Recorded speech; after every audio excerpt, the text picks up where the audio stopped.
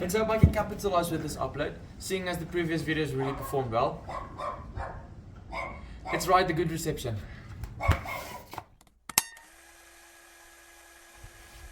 Welcome back to Siphon Productions. I'm your host Christiaan van Westhuizen, and if you miraculously came across this video with recently buying a new bat, or you already own one and need some bat prep or knocking it in, it's more than fate. This is God's working with it. Let me show you how to do some bat prep, but this is very important. Move a little bit closer.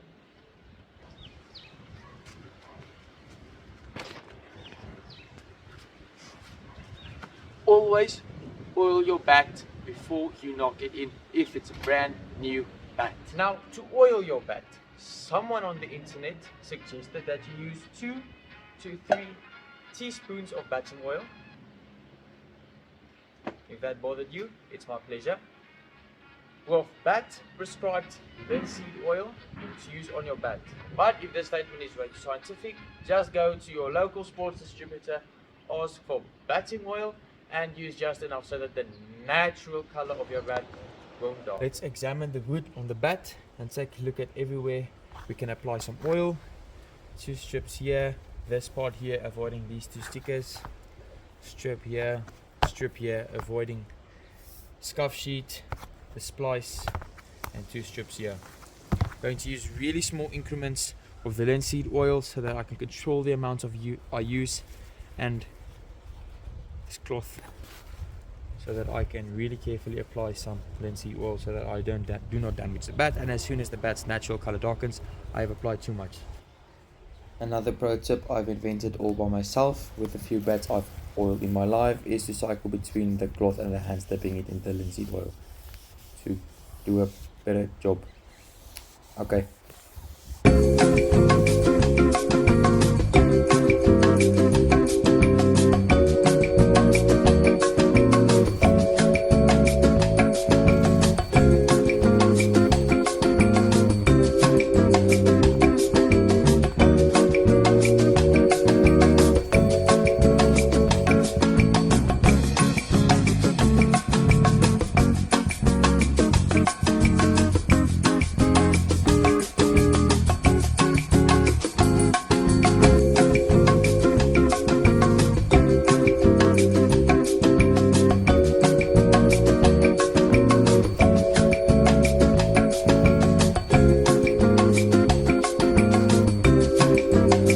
After you have finished that process, you can leave your bat horizontal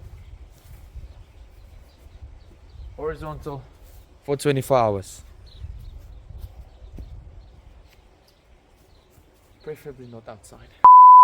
This is the fun part of your batting preparation that you can only do once. Knocking it in. So, it's advised to take a specialized cricket bat mullet. This thing, it's made of wood and not iron. To knock in your bat, move in about smartphone sized increments from the top to the bottom of the bat, or from the bottom to the top, or from left to right. I don't care, just knock your bat in about 5 to 10 minutes on each increment, and progressively hitting the bat harder on each walkthrough of the bat with your mullet.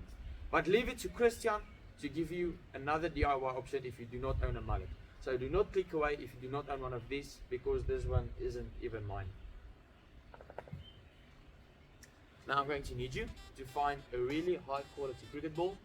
This is a 4-piece Readers, I promise. Take a retired sock and place the ball into the sock. Can you see where this is going?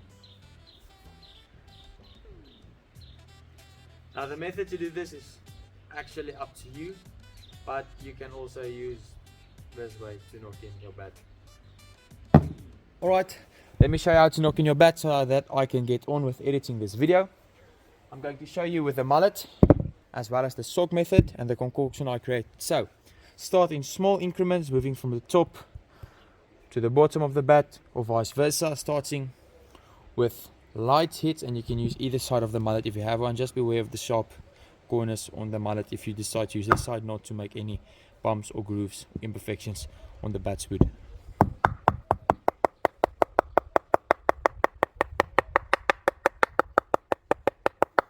Move down to the second part of the bat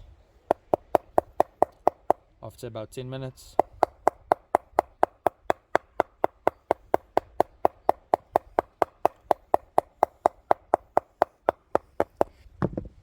Let me show you with the soak concoction. I like to turn it around my hand a couple of times so that I can control the swing, and do the same.